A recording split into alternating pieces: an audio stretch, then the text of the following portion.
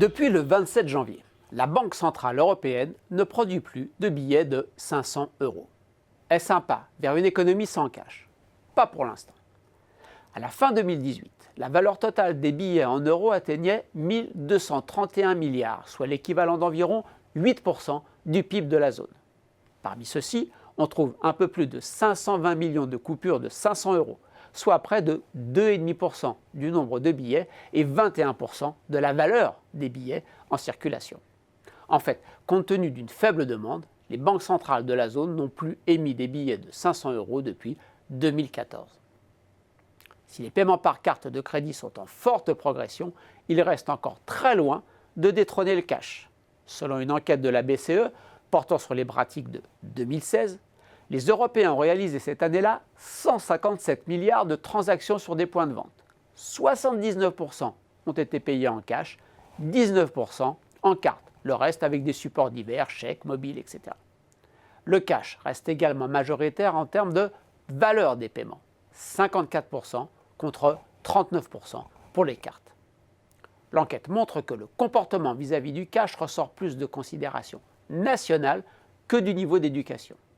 Ainsi, lorsque les Européens détiennent en moyenne 65 euros dans leur portefeuille, les Allemands en ont en moyenne plus de 100 et les Français 32. Les Français paraissent d'ailleurs atypiques au sein de l'Union par leur faible utilisation des espèces. Elles représentent 28% de la valeur des transactions, soit à l'avant-dernier rang après les Pays-Bas. La place importante du cash n'est pas une spécificité européenne, même si les cartes sont bien plus présentes ailleurs dans le monde. Selon les données de la Banque des règlements internationaux, entre 2000 et 2016, la valeur des paiements par carte est passée de l'équivalent de 13 à 20% du PIB mondial, et celle des paiements en espèces de 7 à 9% du PIB.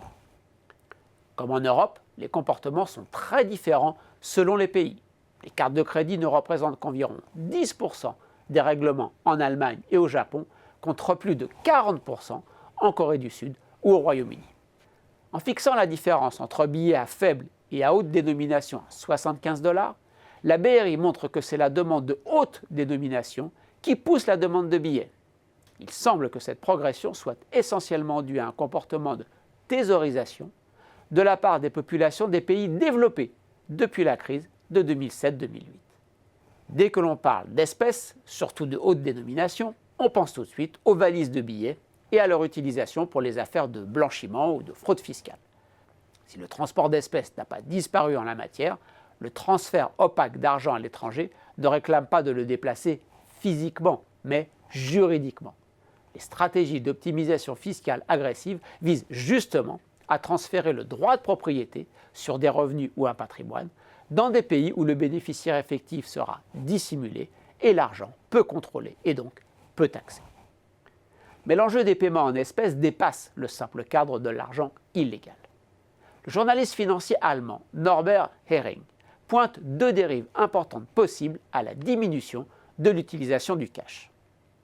D'un côté, les paiements en espèces anonymes ne servent pas que les mafieux. À l'heure des GAFA, il reste la partie de notre vie qui n'est pas enregistrée et disséquée à des fins commerciales. Ça n'a pas échappé au géant du commerce en ligne qui a ouvert il y a peu son premier Amazon Go, une supérette où l'on met les produits dont on a besoin dans son sac. La technologie assure la reconnaissance de tous nos achats et le prélèvement sur notre compte sans avoir rien à débourser dans le magasin. Au-delà, le journaliste a été surpris de constater la succession d'annonces de gouvernements de pays du Sud affirmant vouloir en finir avec le cash, du Malawi au Nigeria en passant par les Philippines, etc.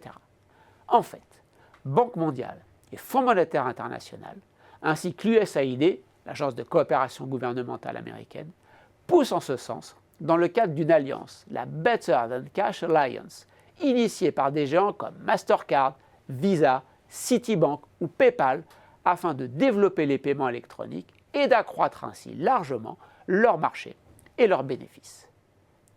Une évolution qui passe dans chacun des pays par la constitution de bases de données biométriques dans laquelle les populations sont enregistrées à des fins d'inclusion financière, bases qui sont également constituées pour établir des listes électorales fiables, deux objectifs louables, mais qui, dans les deux cas, fournissent également un moyen de contrôle des populations.